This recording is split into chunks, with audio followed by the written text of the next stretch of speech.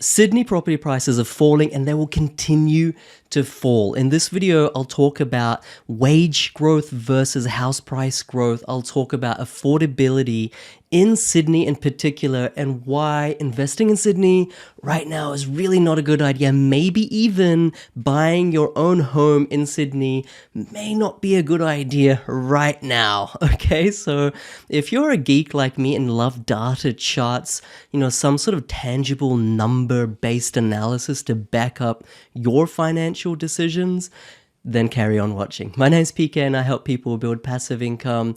Yes, even in times when I'm predicting property market goes downwards, through mentorship, through the Property Investment Accelerator program, really using data without needing a $15,000 buyer's agent every single time. This channel exists to help you get ahead in property, help you get ahead in the Australian economy by understanding it and achieve financial happiness. If that's what you're here for, hit subscribe, turn notification bell on, give it a like. This first chart, and guys, none of this is obviously financial advice. This is just my view based on the numbers. But this is from Nucleus Wealth. What you're seeing is, and stick with me, it's super interesting, very fascinating. Affordability can be categorized in three metrics.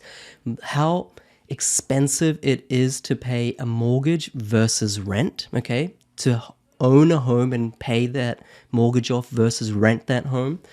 How expensive it is to pay a mortgage versus your full-time wage, and the property price versus full-time wage. How many years does it take to save up money based on the average wage and buy a property? Let's just go through this one by one.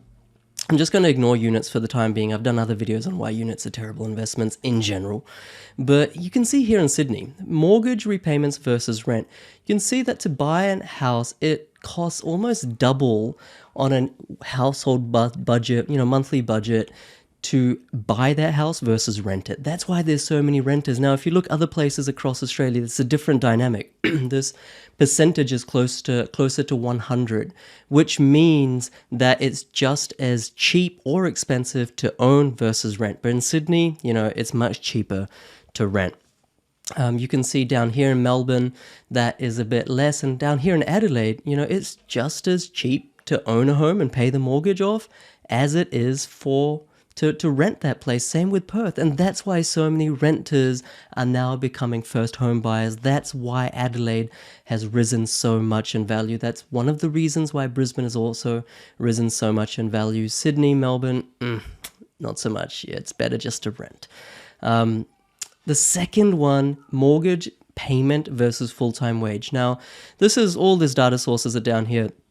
According to these, for the average person, it takes 81% of their wage to make the mortgage repayment. Now, you tell me, is that sustainable? All right, so I'm actually going to come to a very fascinating chart on how that in fact may be sustainable, and just kind of hold your horses for a second. But on the face of it, on the surface, that doesn't seem healthy.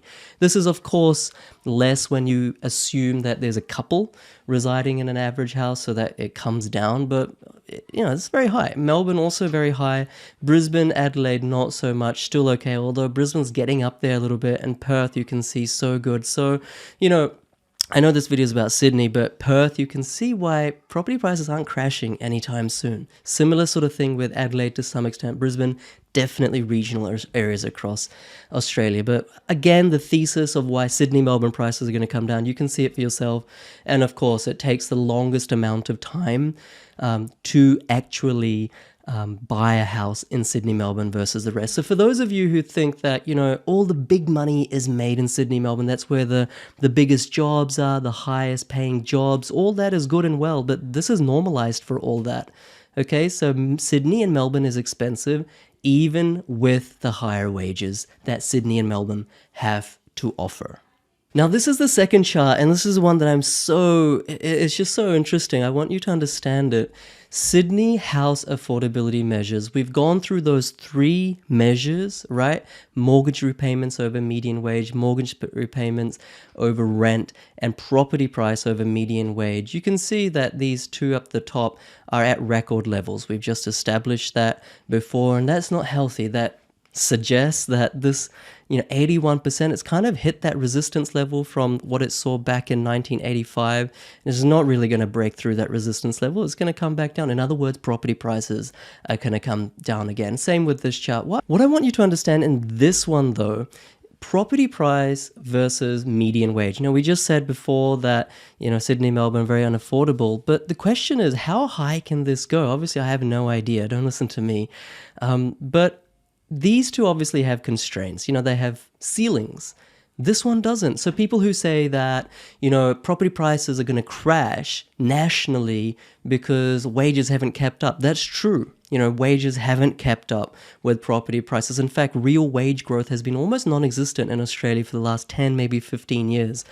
But what this is showing is that even if that ratio of property price growth versus wage growth is completely out of kilter, that has always been the case, and that is not really held up property prices.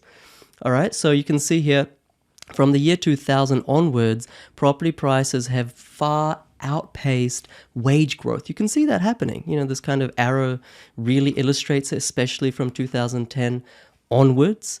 Okay, so for those of people who think that wage growth isn't increasing, therefore the average person can't afford property, well, they can so far afford property. That's why there are transactions. There's always a buyer and seller.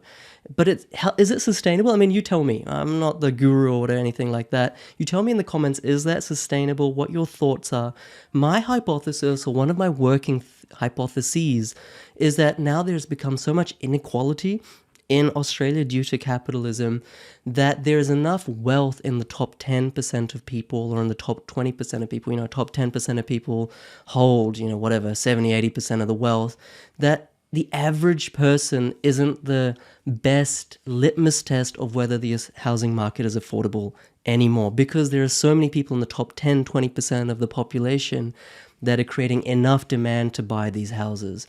Now, that's just a working hypothesis. I could be wrong. Tell me if you think I'm wrong. I'm not really precious about it. But isn't that interesting? It's not a linear line. It's not like, it's just flat. In other words, when wages don't grow, property prices don't grow. You can see that even when wages don't grow, property prices do grow.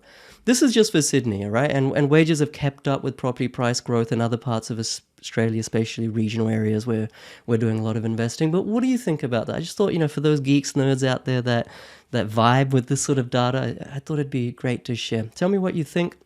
I'll leave some links below as well to my Facebook group, to the podcast. Really absorb this, learn all this, really become intelligent in property, even if you're not an investor. But share your thoughts with me. I'd be really appreciative of that, and I'm sure other people would be too. Give it subscribe, hit the like button, turn notification bell on.